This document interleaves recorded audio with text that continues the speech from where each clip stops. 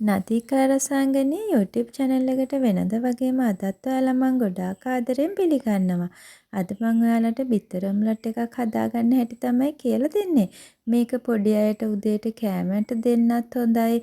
ඒ වගේම ඔයා අපිට බඩගින්නක් ආපු වෙලාවකට හදන් කන්නත් හොඳයි. රෑ කෑමකටත් හොඳයි. ඉතින් ඔයාලා මේ වීඩියෝ එකට කැමති නම් subscribe කරන්න, like කරන්න, ඒ වගේම යාළුවෝ අතර share කරන්න. ළඟම තියෙන bell icon එකත් click කරලා තියාගන්න. ඉතින් අපි බලමුකෝ අපි බිත්තර ඔම්ලට් එක හදාගන්නේ කොහොමද කියලා. මගේ බිත්තර ඔම්ලට් එකට කැරට්, බීලුණු, ගෝවා, මම නම් කොච්චිමිරිස් අරන් තියෙන්නේ. ගම්මිරිස්, බිත්තර, ලුණු අපිට මේ ටික තමයි ඕන කරන්නේ. දැන් මම බිත්තර ටික මේ විදිහට කඩලා වාජනයකට එකතු කරගන්නවා. දැන් මම හැන්දකින් හරි, කෑරුප්පුවකින් හරි, බිස්කට්කින් හරි මේක කලවම් කරගන්න ඕනේ. දැන් මෙන්න මේ විදිහට කලවම් කරගෙන මම හදාගත්තු ගම්මිරිස් ටික, ලුණු කුඩු ටිකක් එකතු කරගන්නවා.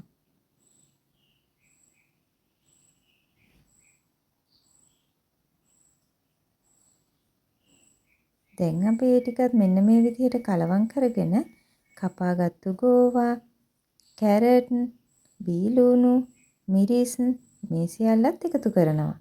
එකතු කරලා අපි මේ ටිකත් හොඳින් කලවම් කරගන්නවා.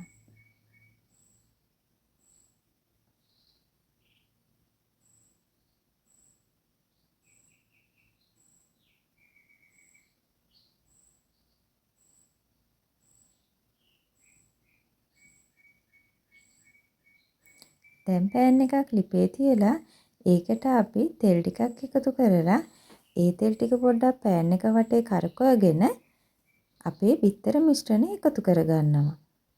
මෙන්න මේ විදිහට තුනී කරගනිමින් එකතු කරගන්න. දැන් අපි ලිපේ ගින්දර අඩුම කරලා හිමිහිට මේක වහලා අපි හදා ගන්න ඕනේ. දැන් මේ තෙත ගතිය ටිකක් අඩු වෙගෙන එනකොට වියලි ගතියට එනකොට අපි මේක නවා ගන්නවා.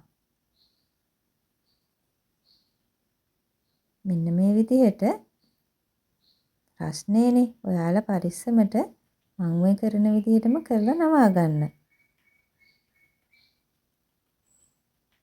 දැන් ඊතුරු මිශ්‍රණයත් මේ විදිහට එකතු කරලා ඒකත් වියලි ගතියට එනකොට තෙත ගතිය අඩු වෙලා ඒකත් අපි මේ විදිහට නවා ගන්න ඕනේ.